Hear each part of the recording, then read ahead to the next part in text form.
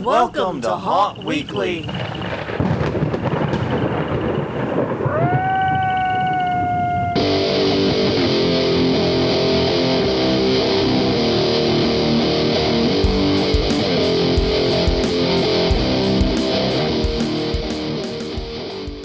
Hello, everyone. I'm Jonathan. I'm Crystal. And this is Haunt Weekly, a weekly podcast for the haunted attraction, haunted entertainment community. Whether you're an actor, owner, or just plain aficionado, we aim to be a podcast for you. And we return to you once again. Happy Monday to those of you that are catching this as it goes up. Happy whatever day of the week it is, those catching us later. Yeah. Whenever you choose to listen to us, thank you for letting us into your home as we're getting ready to discuss checks notes. Oh, a serious topic. Yeah, we haven't done a real serious one in a bit. So yeah, it's about time. and honestly, every time we've done one like this on the business side, it's gone over really well. It has. So I'm excited about this one too. But definitely take a moment if you have not, check out our past episodes. There's 312 of them. If you didn't know, you can find them at hauntweekly.com, Haunt Weekly on Twitter, Haunt Weekly on Facebook, youtube.com/hauntweekly is the YouTube channel. Easiest way to access absolutely everything in my book. Mm-hmm. Searchable, indexable, in lists. Really cool. You can also find us on Apple Podcasts, Google Play, Stitcher, and Spotify, wherever you get your podcasts from. And soon enough, once we're able to get our studio restored, we're going to be going back to doing live podcast Sunday, 8 p.m. Central, 9 p.m. Eastern. Pay attention to facebook.com/hauntweekly for announcements there. We were really hoping to get the studio back together with Thanksgiving break, but that did not happen. Thanksgiving break just completely got away from us. It did. Partly our fault, partly not our fault, though. We've had a lot of things going on. If you've been listening to past episodes, you know we're down to one car. We've been dealing with a lot of insurance stuff. I've had a lot going on in my job. And of course, Thanksgiving break, Ellie is always super busy. Yes. So, we've had a lot, but still. We didn't get everything done we wanted to, but it's still been a very relaxing, very nice Thanksgiving break. Lots of great food was at. People were avoided. Yeah. For the most part. So that was good. We avoided people.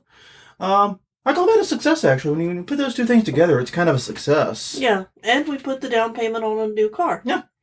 So we have done a lot good. Yeah, hopefully we're getting the new car tomorrow.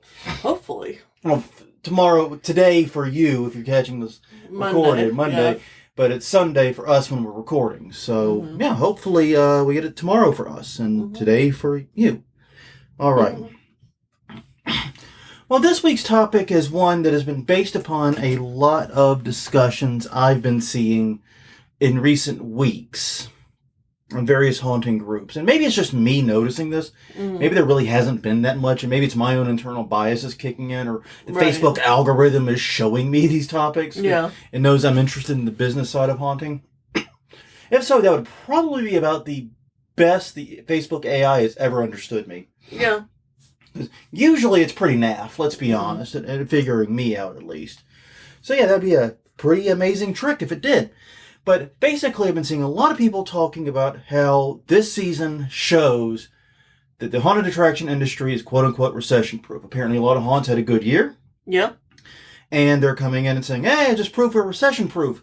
But there's two problems with that. One, we're not in a recession. That seems like a pretty big problem. We're in a boom economy, actually, if anything. Yeah. And two, there was tons of pent-up demand from the pandemic we had that could, even if it were a recession, could account for an uptick. Yeah, definitely. Because I know, after more than a year inside and not being anywhere, it would be nice to go places again. Yeah. We still have not yet.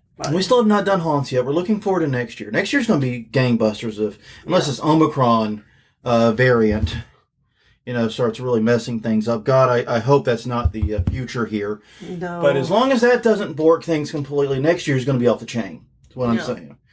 So, we're going to be talking this week but we're going to look at the broader question. Is the haunted attraction industry recession-proof? And we're going to look at some information, some statistics from other comparable industries, other related industries, and try to answer this question.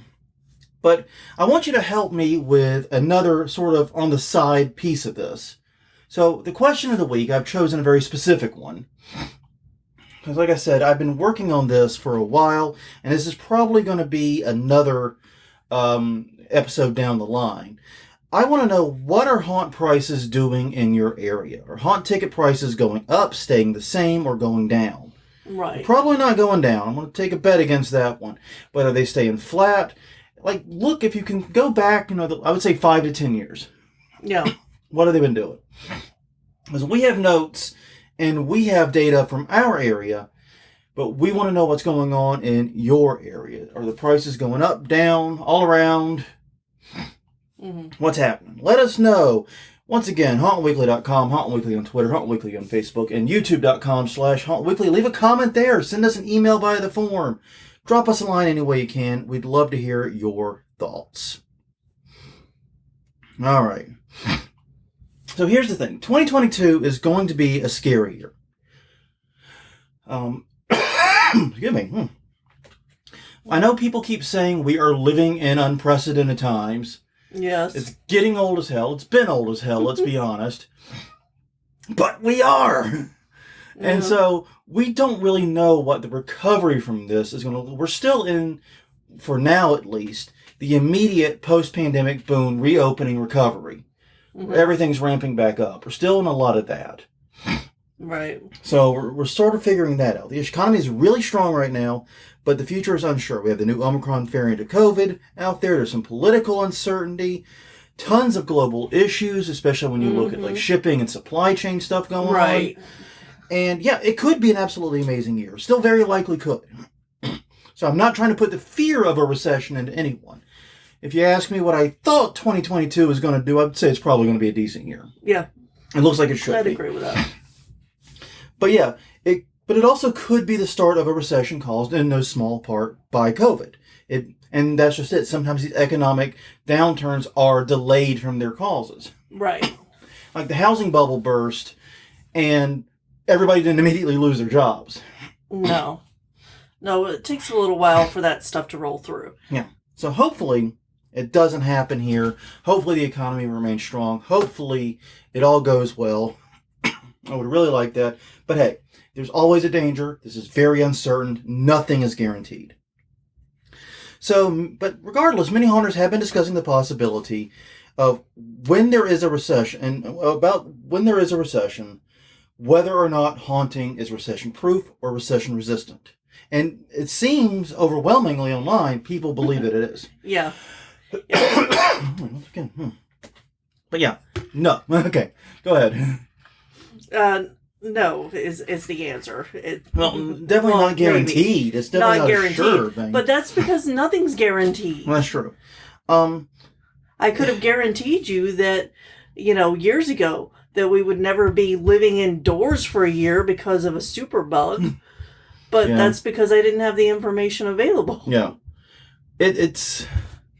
Yeah. Nothing's guaranteed. And obviously the answer isn't very clear and hasn't really been tested, especially not the current haunt industry. We're going to get into it. Mm-hmm. So, to be as fair as possible and to discuss this with some equity, we're going to look at 5 reasons it might actually be recession-proof or extremely recession-resilient, 5 reasons it might not be, and then we're going to talk about some ways to make sure that your haunt is as recession-proof as possible. So we're going to go from talking about the industry to your haunt. It's a lot to go over. It is, but it sounds like a good topic. Yeah, but first things first, where the hell did that expression come from? Where the hell did this idea come from? I'm pretty sure it's not from a haunt. No. I have done everything I can to track this idea of the haunt industry being recession-proof or recession-resistant. And I'm going to say recession-proof through most of this. Obviously, nothing is recession-proof. Right. So just kind of sub in recession-resistant in your head. Yeah. Makes life easier. The idea came from the statement that the entertainment industry, broadly, is recession-proof, and that idea actually appears to have come from the movie industry. Mm-hmm. And the reason for that is actually quite simple. The movie industry blossomed during the 1930s and the Great Depression. That was a big uptick for the industry. Yeah, which sounds like that really shouldn't have happened because, Great Depression. But it also makes sense. It provided cheap, affordable escapism in a very difficult time and allowed people to sit for 30 minutes, an hour, hour and a half, however long the movie was, in a climate-controlled environment, which was a big deal back then. Yeah, much bigger than it is now. And the result of that was, even though most of the U.S. economy had collapsed, the movie industry really came into its own during that era as a business. Mm-hmm. That said, the theory that somehow applies to today ain't so. No. Because the movie industry is very, very different today. Mm-hmm. During the Great Recession, which either is 2007 to 2010 or 2008 to 2010, depends on who you talk to, it seems, the industry remained mostly flat. This is according to an article by The Hollywood Reporter. Slightly fewer people went to movies. That was a decline that continued both before and after, so there didn't really change the rate of decline. Mm-hmm. And their flatness in terms of revenue was caused by a rise in ticket prices, a trend that has also continued both before and after. So basically, the recession didn't change much in terms of tickets sold. But that said, media stocks absolutely tanked in those years, as some of them dropping over 96%. Wow. Yeah, they took an absolute beating. Yeah. Now, one of the frustrations I've had is I've not been able to get data on haunted houses during those years. And there's just not simply that many people that keep data on haunted attractions. However, for reasons we're going to get into later on, I don't think it actually matters. I don't think the haunt industry that existed in the Great Recession exists today, especially in the customer's mind. Mm-hmm. And we're going to get into that. And to make matters more complicated when looking at the movie theater example, ticket sales are not expected to drop during a downturn and did not during the Great Recession, but concession stand sales did. Mm-hmm. You had a marked rise in people, between 15 and 20% of people who bought their $7 and change movie ticket, right? But said, fuck you to the popcorn line. Yeah, exactly. snuck in their own snacks or just sat there in the theater and crossed their arms the whole time. I don't know. Yeah. One or the other. Yeah, well, we've been without and not gotten snacks before. And, it's not a pleasant thing. Well, I mean, my problem is I walk into a movie theater, I get hit with that. I'm like, I'm not getting any snacks. Robert, I don't want to pay $15 for a bottle of popcorn. And then you walk in and that fucking popcorn hits your nose right as the doors open. Well, and the ones near us, they had a deal where you got popcorn and 2 small drinks for, not much money, basically. Exactly. So, yeah, but basically this means that the movie studios did okay, but the movie theaters really struggled. Right. So, yeah. But anyways, as I said, the saying has come to apply to the entertainment industry broadly. However, not all entertainment is the same. It's everything from games played in dirt by kids to cloning a pterodactyl to take a dream flight. Yeah, I mean, all of that sounds exactly the same. I don't know what you're talking about. One of those might have a rise during a depression or a recession. And, well, I don't know, the pterodactyl cloning probably remain pretty flat, actually. But probably. And I also, wouldn't, I guess, joyriding in space now be the ultimate escapism, rich people escapism? Anyway. So the point of the matter is, when belts tighten, the entertainment industry is still necessary, it is still important, but some forms of entertainment are going to suffer more than others. Mm. Some are going to feast, some are going to famine. And so applying it directly to haunted attractions, just saying, even if the statement is true that the entertainment industry as a whole will do well, it doesn't necessarily apply to haunted attractions. But we're going to find, like I said, 5 reasons to do, 5 reasons yay, 5 reasons boo, and sort of try to draw some conclusions. Yeah. Now, Crystal, why don't you take the first one? Yeah, so we're going to start off with 5 reasons maybe recession-proof. Escapism is big during downturns. Yes, it is. It's huge during downturns. Yeah. When people get depressed, people look for a way to not be there. Exactly. Mentally, physically, whatever. Exactly. I mean, we even mentioned this in the news last week. Mm-hmm. Someone going to a haunted house and feeling a sense of normalcy just from being there. Yeah. And haunts do give you that sense of normalcy. Yeah. And it gives you something else to think about, other feelings to feel than whatever you're dealing with in your day-to-day life. Yes, all of the dread. So So yeah, the hunt for escapism often increases during downturns. And this goes back to why movies often do so well. Mm-hmm. It's a cheap, accessible, readily available form of escapism, both physically, emotionally, intellectually, in every way. Mm-hmm. And that's something that haunts provide for a month and a half out of the year. Yeah. So that may be one of our saving graces. The next reason is that people often protect their traditions during a downturn. Mm-hmm. Here's the thing. If you have a haunt that has a lot of years under its belt, yeah, I'm going to guess that you probably noted that a lot of your customers, if not a majority, return year over year over year. Mm-hmm. You have become their Halloween tradition, or part of their Halloween tradition. Yes. I was told that we were breaking someone's Halloween tradition by not being open. Yeah, when we were forced to close this year, yeah. And you know what? I feel you. Yeah. I get that. But honestly, how were the previous 2 years we were closed, not breaking the tradition? Oh, it did. They talked to us the first year, too. Because they didn't get the memo. But yeah, if it becomes tradition, people will fight to protect it. People will prioritize that, even if belts are tight. And think about other things in which people do. I mean, how many times have we seen during tight financial times, people still exchanging Christmas gifts, often spending more than they can afford, going into debt to maintain that illusion, or people having those big Thanksgiving dinners just because they're tradition, and even if it makes zero financial sense, even if it's harmful. Yeah. Honestly, in many of these cases, we're talking about outright harmful. They will fight to protect it. They will. So yeah. But emotionally, traditions provide a sense of normalcy. It provides people an outlet. And comfort. Yeah, and so even if it does, comfort. Yeah, even if it doesn't make sense, even if it is harmful, people do fight to protect traditions. And so if you have a haunt that has been around for a while and has become a tradition to a lot of your customers, that likely isn't necessarily going to change during a recession or depression. Right. Next up.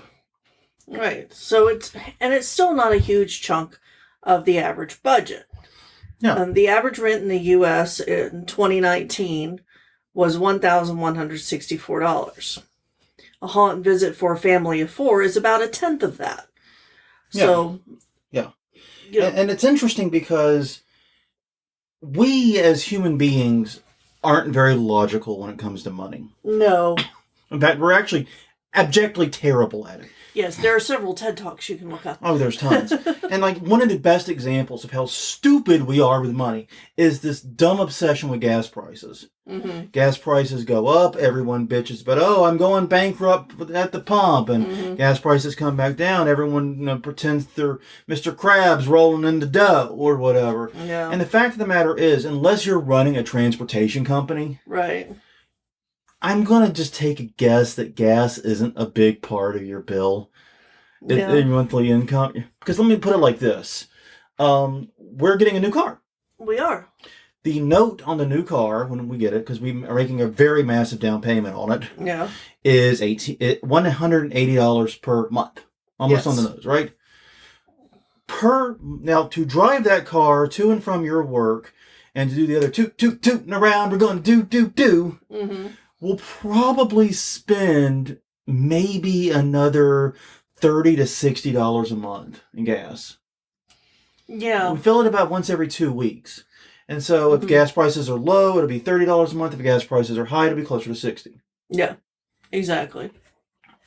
Even at the high gas prices, it's still less than a third of the car payment, and will still be less than the insurance hike we're going to take. Right. So the cost of owning this car, gas is not horribly important. No. And we did choose a car that's supposed to have good gas mileage. Gas? Oh, yeah. We chose for those who are wondering and are interested in what we picked, we got a 2020, almost said 2019. Oh. Or did we get a 2019? I thought we got a 2019. We got either a 2019 or a 2020 Ford Fiesta. Yeah. Well, I can't remember which we bought now. It's gray. Yeah. It's going to be covered in bat stickers. It's going to be cool. But we got us a tiny little car that gets supposedly nearly 40 miles per gallon highway. So yeah, we're really looking forward to it. And it's exactly the perfect tooting around town car for city driving for us because it'll park just about any freaking where, which is very important in an old city like New Orleans. Yeah, I do a lot of parallel parking. So and there's a backup camera and GPS and all that fun stuff. Yes. So we're going to get a great vehicle for us. But still, the point remains, the gas is not a huge budget, but everyone gives it an outsized importance, right? Mm-hmm. Now, the result of that is haunts, that increase, especially if you increase your prices, may have that same outsized importance emotionally. Right. But if it's looked at practically, it's not a huge chunk of the budget. So how do you get people to see that? Well, there's a bunch of TED Talks. There's a bunch of TED Talks. I recommend the TED Talks. Next up, live events tend to do well during a recession. Concerts typically do well during downturns, especially low-cost and low-overhead events. So if you have a medium-sized pro haunt or a charity haunt that's a budget and is easy to, and already in a population center or easily accessible from a population center, that may still do well. And then honestly, it may be helped by the pandemic too. If it does hit next year, which like I said, I don't think is likely, but if it does, 2022, there's still going to be a lot of pent-up demand. Yeah, because there are a lot of people who are in the position that we're in where we still haven't done big events. And I am really looking forward to when we're able to do them again. Theoretically, our first big event, I believe, will be in April. Okay. AEW. Oh, yeah. We're going to see AEW Dynamite. It's going to be... Unless they move it again. Unless they move it. Will that be the fifth time? I know. Fourth time? Fifth time? Sixth? I don't know. Yeah. They're breaking a record for moving an event. We should have been at it like 3 times by now. No. So, yeah, it's getting out of a little hand. But theoretically, it's in April now. We're going to go, and that'll be our first time being in a crowd. Yeah. In a long time. And honestly, before you go, wow, you haven't been in a crowd that long, and... Well, part of it is we don't really go to big events. We don't. We avoid crowds in general, even before this. We're not crowd people. We never were. COVID just gave us a convenient excuse. Mm-hmm. But for AEW Dynamite, for Hangman Adam Page, God, yeah, I'll be there. Mm-hmm. So live events do well, even in a pandemic. Hopefully that'll hold true for us. Yeah. And haunted houses are also a social activity. Mm-hmm. And we're social animals that haven't been able to be very social in a while. Yeah. So we need that interaction. Yeah, that is one of the things that is very interesting. And I've noticed when researching what people do during recessions, is when reading all the articles and reading all the stuff, I shouldn't say researching, when it's just reading other people's research, basically. But I'm using the internet term research. Is that there are still basic needs that must be fulfilled. You need to eat. You need health care. You need a place to live. All those things do serve essential human needs. We're social animals is another problem. And haunts are a social event. It is a social activity. And a night out at a haunt is still likely cheaper than a night out drinking with friends or a dinner and a movie. Mm-hmm. So it may provide a cheaper social interaction in some cases. Yeah, exactly. So I would definitely keep an eye on that because I think there are some good reasons. Now, the problem is, and what we're going to get to is 4 of the 5 reasons definitely were in our favor are emotional. Yeah. All 5 of the reasons against are practical. Mm-hmm. And so I don't think that bodes particularly well. No. But still, we're going to get into now the 5 reasons haunts may not be recession-proof. And by the way, if you're interested in this topic and this type of real talk about the haunted attraction industry, spin by episode 174, Why the Haunt Industry is in Trouble. We did 2 back-to-back episodes. Mm-hmm. Why the haunt industry's future is great and why it is terrible. And we did not predict COVID in either of those. No, nobody did. We did not see that train coming down the tracks. Choo-choo. But it's still a very good episode, and a lot of both of those things still hold true. But 174 is more relevant because we're going to cover some of the same points here, just more briefly. Mm-hmm. Okay, first reason. Ticket prices, at least in many regions I have data on at the very least, right, have risen much faster than inflation. Yeah. No kidding. And there are 2 episodes here, 206 and 207, how much did your haunt cost and how to raise prices without angering customers, which are related to haunt pricing. But basically, take for example a haunt here. I'm not going to name the haunt, though. I'm going to give them. We did in a previous episode. And I'm going to completely give away who they are because they are a haunt that does not have room to expand. We know the size of the haunt every year. They cannot grow. In 2008, tickets there cost $20. Mm-hmm. I checked our receipts. Yeah, I know. According to inflation, that ticket should cost pretty much $25 a day. It was like $24 in the little change, but I'll give it $25. You know, I'll give them $25. That makes sense. That seems nice. The ticket this year, the cheapest general admission ticket, if you rocked up and didn't take any special offers, and I'm not doing special offers on ours either, the cheapest ticket, if you rocked up, was $35. Yeah. That's $10 more than the inflation-adjusted price from just 13 years ago. That's 40% more, meaning that ticket rose 40% faster than inflation. Yeah, and that seems a little insane and crazy. Yeah. And once again, this is for a house, a haunted house that has not changed size, has not added more attractions. They've obviously done knockdown, rebuild, and they've done completely new shows each year, which is one of the things I love about them. But the size and scope of what it is has not, and frankly, cannot change. Yeah. And this type of increase pushes haunted attractions from an inexpensive escapism to luxury escapism. And here's the thing. Escapism is good in a recession. Luxury anything is bad. Luxuries always fare worse in recessions than other products. They do recover quickly. In fact, they often recover more quickly than other kinds of businesses. Because when people get money back, the first thing they want to do are those luxuries. Right. They want to get that Coach purse and they want to get all that stuff. they're itching for, So they recover more quickly. But luxuries get hit hard. And right now we're priced like a luxury, not like a budget alternative. Yeah, I would agree with that. I mean, considering that we have a separate budget just for haunt visits, I definitely think haunts are a luxury. Yeah. And we're lucky. We're doing pretty well right now. So we have money we can set aside for haunt visits. And I'm looking forward to it. Yeah. But if the belt is tightened, if a household goes from one income to two, or income gets reduced somehow else, that's not going to work. Yeah. And because we're a luxury escapism, it's, we've got to compete against all of the cheaper escapisms alternatives. Yeah, and as you're hinting at, there's a lot more budget alternatives available now. Yeah, exactly. Okay, here's the thing. Say you had a fictional haunted house with a $25 ticket price, which is fairly cheap. I went low on that. But a fictional, you got a family of 4. That's $100, $100, just $100 to go to the haunt for the family of 4. Excuse me.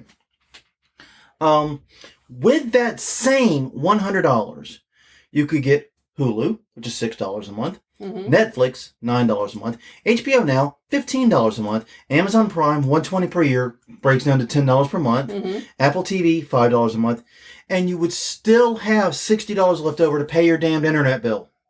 Yeah. And then you have the absolutely crazy thing Crystal pointed out to me about an AMC Plus membership. Yeah, exactly. It's where the AMC Plus membership you pay, I think it's like $20 a month. I want to say it's $20 a month per person. And with that, you get to go to 3 movies per week for free. Yeah, exactly. Well, for the $20 that you put up. Oh, yeah. And, with movie prices being about $20, as long as you go to 2 movies, it's paid for itself. Yeah. It's absolutely bonkers how good of a deal that is. And I have been seriously debating whether or not I'm going to pick mine back up post-COVID. And I think for me, I'm going to wait and see how I feel after Dynamite. Because, we don't go to crowded movies. We've always picked screenings and shows and things that have like 3 people and a goat attending them. No. And one of the interesting things about the AMC Plus is that whenever COVID hit and movie theaters shut, they pivoted to online streaming. and started offering movies through streaming services, if you were a member.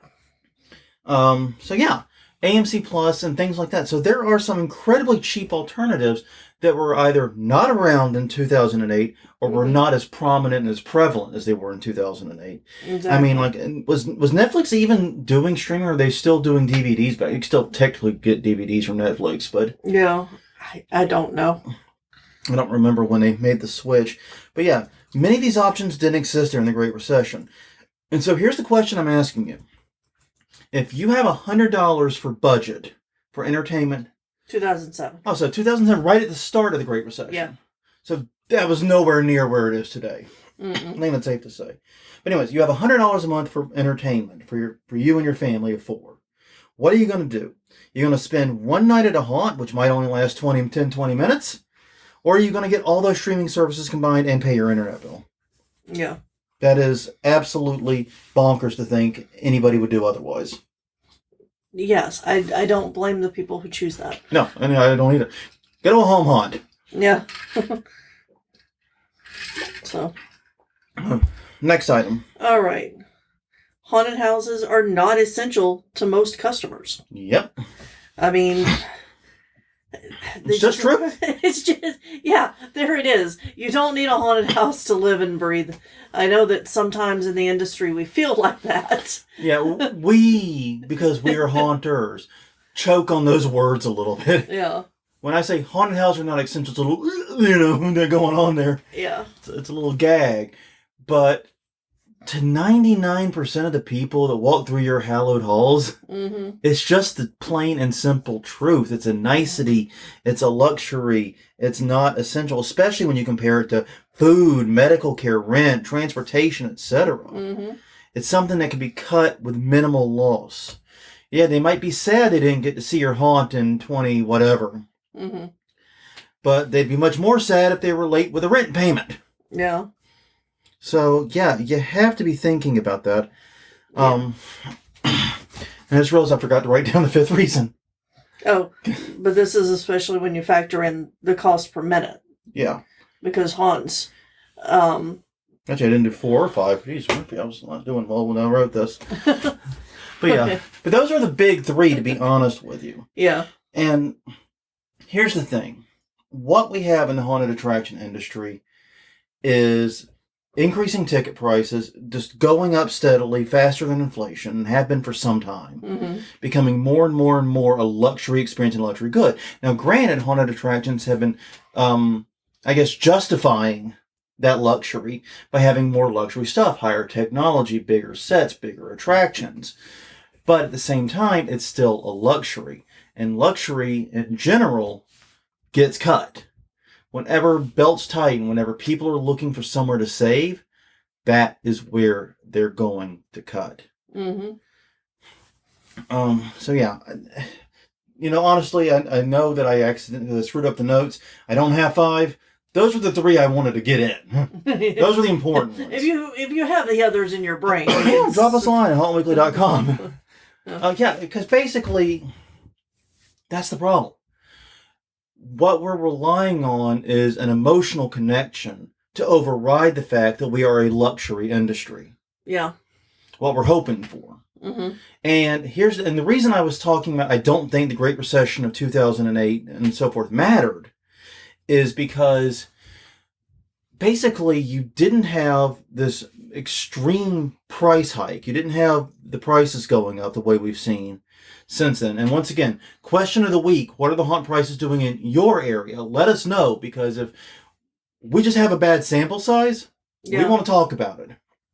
Exactly. We've only got a couple of areas we actually have any kind of historic data on. So please let us know if we're wrong. And maybe there are areas that are doing something different.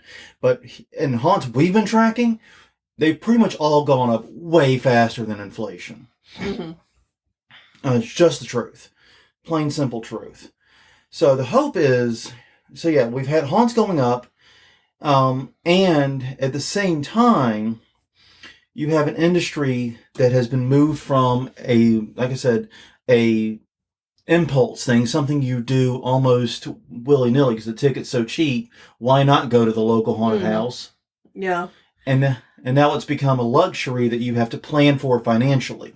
Yeah, I think it'd be interesting to do a historical look, too, to see if there were more home haunts or free walkthroughs, in people's yards back in 2007 versus today. Yeah, that would. That'd be interesting, too. I don't know how easy that's going to be to track, just because no one's really tracking home haunts. People are barely tracking pro haunts. Yeah, I know. In fact, honestly, no one's really tracking pro haunts either. They're trying to. And there are people doing really great work, really working hard. I'm not blaming anyone. It's just fucking impossible. Yeah.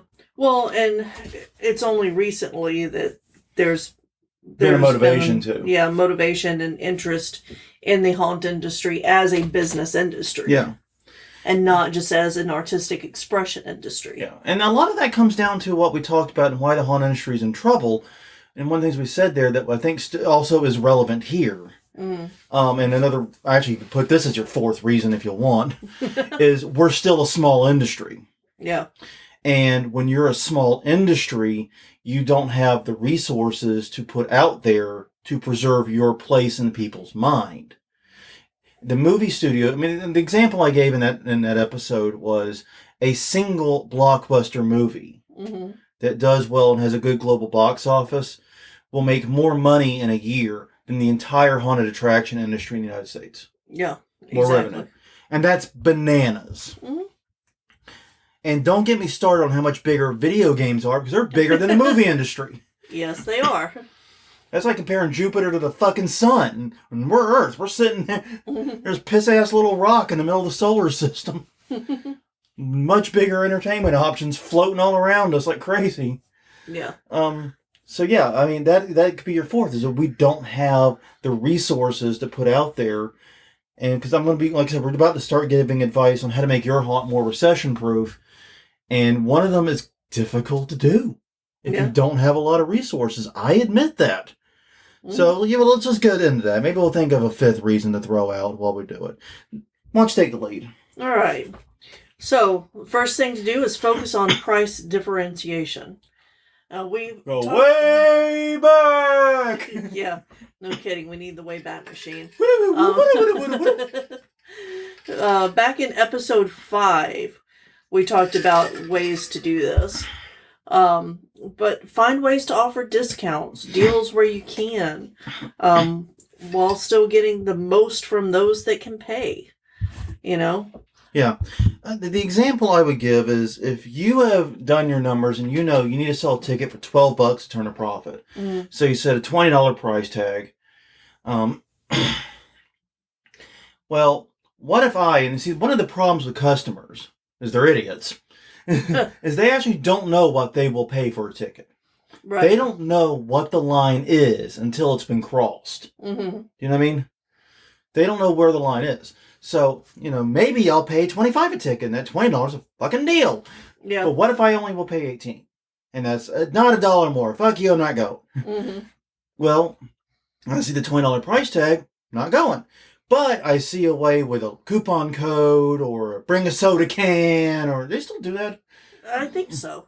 In some places. But whatever. Whatever promotion you got, I can get it down to $17. Now I'm a customer, and you still made $5 off of me. But that extra work kind of makes it so that people who can pay and are willing to, who say, "Oh, it's $20, great deal," they don't put in the effort. They already think they're getting a deal. Exactly. So why the hell would they spend the extra time and energy to put in a coupon code or get a soda can or whatever? Yeah.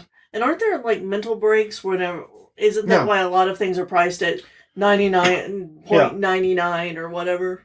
Supposedly, according to, now, I think the number has been up to $24.99 since I've last was researching this, but that's called the impulse buy threshold. That's the amount most people will spend on something without consulting with their spouse or partner or whatever. Yeah. And that's kind of the rule we have. Yeah, we actually sat down and figured out what is our impulse at where we're at now in our life. That's just an average. Not everyone's going to have it the same place. Yeah. Like, okay, true story. I bought some cryptocurrency that I knew was going to suck ass. Yeah. I deliberately was going to lose this money.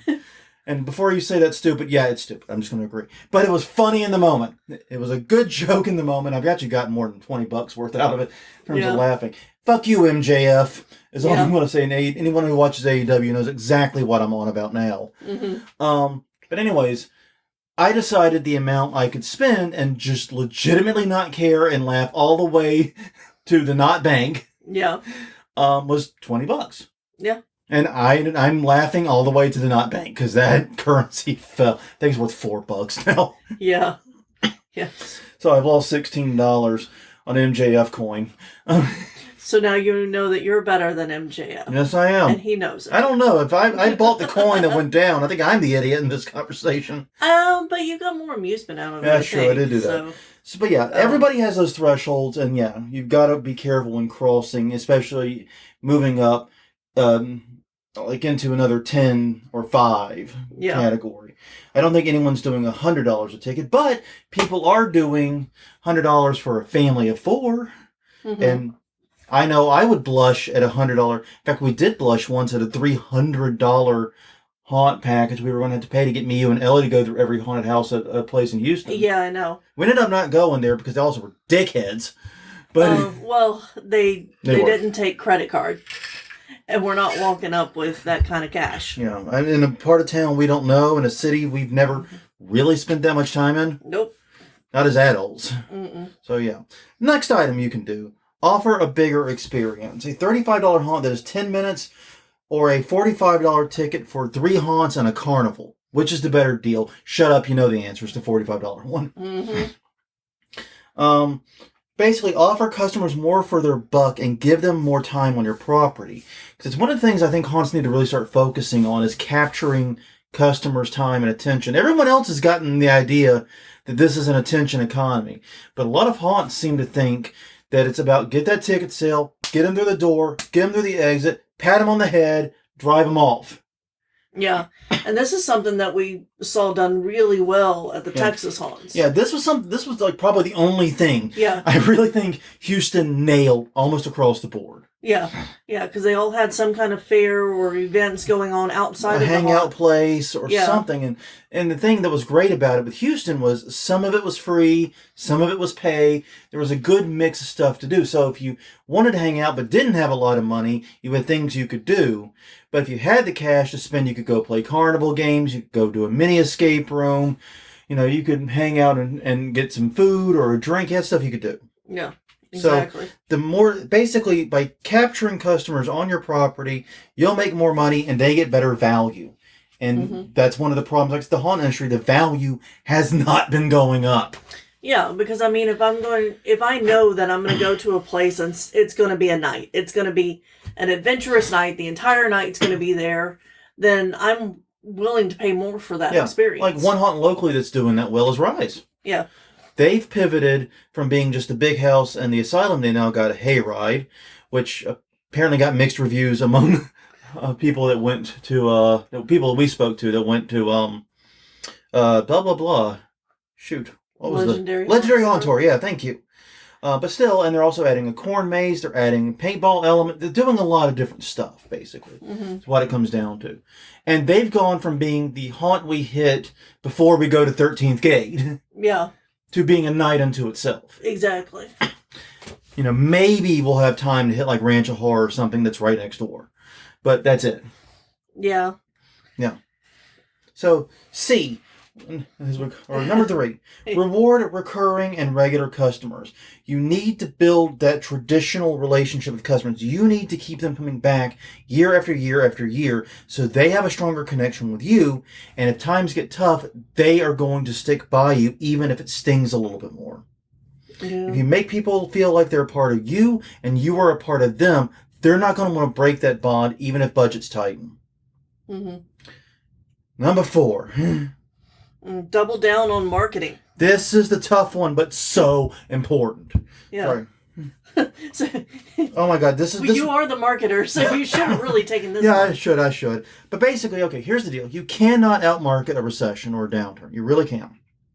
But you can blunt it. Study after study after study has shown that companies that keep either their advertising level or increase it going into a recession both have lessened effect from it, and come out of it faster. Mm-hmm. Basically, like if you think of like an inverse bell curve, Mm-hmm. if you keep the advertising straight, that bell curve stays there, but the hump is much smaller, and it comes up much quicker. Basically, the divot is much less painful. Now, here's the thing. That's tough to do. You're seeing less revenue, so turning around and spending more money, especially if you don't have a lot of capital, is nearly impossible. But you can double down on your marketing in ways we've discussed before. You can focus on social media. You can focus on free and cheap marketing to supplement and do that buffering. But yeah, you've got to get out there more, and you've got to market. Yeah, we should probably update our guerrilla marketing strategies. That'd be a good one to update, yeah. Yeah. But you got to do that. And think about it like this. If you're in a car, you're taking a turn, and you start to slide, you start to skid. If you turn against the skid, you're going to end up in the wall. Mm-hmm. If you turn into the skid and go and face it head on, you'll pull out.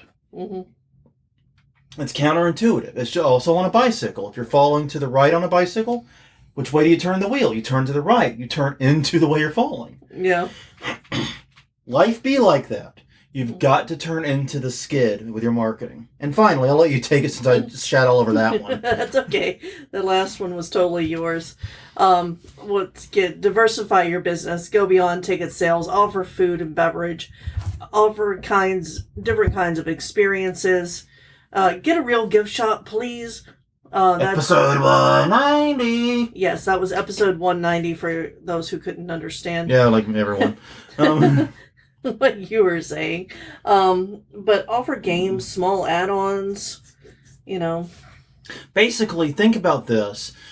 Anticipating a recession, you're going to see fewer customers. Mm-hmm. And if you see fewer customers and you can't really raise your ticket price because it's already a recession and that's just going to hurt you worse, what are ways you can get more income from the existing customers? You should always be thinking about this anyways, but it's doubly important during a period of economic downturn. So these small things, these small impulse buys, $5, $10 a pop, Yeah. These things can really make a lot of difference. I still am a pretty big fan of the last ride coffin thing. Mm-hmm. I mean, it's silly, and as an attraction attendee, I thought it was kind of meh. I'm not going to lie. But at $5 a pop, you're goddamn right I'm going to do it every time. Well, you know what I mean? Except for maybe during a pandemic. Well, yeah, that's true. But you also have, like, carnival games. I am a sucker for carnival games. Yeah. Yes, we played several on the Midway at that one haunt. Yeah, and we played several at 13th Gate, too. Mm-hmm. So, carnival games. I am a deep, deep sucker for carnival games. I love those, and I will never not turn out for a carnival game or 200. Mini escape rooms are awesome. I'm really digging this trend of mini escape rooms. Yeah. M-I-N-I, not M-A-N-Y. Because, A, affordable, $10, $15 a go. Mm-hmm. 5-10 minutes, not a huge time investment, not a huge financial investment, but you get that excitement. And you get to try it, as something new if you've never done an escape room before. It's a great introduction into it. Yeah. And that's possible future revenue if you have the full ones year round. Yeah, honestly, I think mini escape rooms are superior to the full-size ones in one key way. The most exciting and most important time in a real full escape room is the last 15 minutes, or the last 10 to 15 minutes, right? With a mini escape room, you're starting in crunch time. Yes. The intensity is up the second the clock starts. Yeah. It's not like, okay, everybody, let's calmly saunter around the room, make a note of everything. None of that horse shit. Get to work, people. Yeah, exactly. Fucking get to it. Right? Without breaking it. Without breaking anything. Fucking get to work. It's immediate. And I gotta say that the thrill seeker in me just loves that. Oh, okay, it's an escape room. Get busy! Yeah. I just love that jump. Yeah. So I'm a sucker for that. That's one way in which I think mini escape rooms are just superior, is that the only time you're playing is the intense period. Mm-hmm. And honestly, we've had escape rooms where we had 45 minutes or we had an hour and we got out in like 30 minutes. And we never felt any intensity. No. So, at least here, you're guaranteed some goddamn intensity. Exactly. So yeah, but yeah, give yourself other opportunities to earn. Just diversify and try to find ways you can make money off the same number of customers. That way, if your customer number declines and raising prices isn't an option, you avoid it and keep revenue steady. No. Well, that is all for this week. I'd like to remind everyone of our question of the week, because like I said, this is going to be a future episode. I feel it in me bones. It's going to be a future episode, because I think this is an important topic. What are haunted attraction ticket prices doing in your region? If you have numbers and you can provide them to me, please do. The haunt you work at, what are ticket prices doing? Your competitors' haunts, or there's not really, you know what I mean, but neighboring haunts, what's going on? What's happening? What are you seeing, especially when compared to inflation? Let us know. HauntWeekly.com, Haunt Weekly on Twitter, Haunt Weekly on Facebook, YouTube.com/HauntWeekly. All those fine places, let us know. Definitely take take the time, subscribe to us on our Apple Podcast, Google Play, Stitcher, Spotify, Podbean, Podlame, Podify, Podmax, Podstitch, I don't know. Any of the places you get your podcast from, we should be pretty much in all of them. We greatly appreciate you spending the time with us. But until next time, I'm Jonathan. I'm Crystal. And this has been Haunt Weekly, episode number 313. A very lucky episode, I'm sure. And the palindrome episode, too. You notice that. We will see you all next week.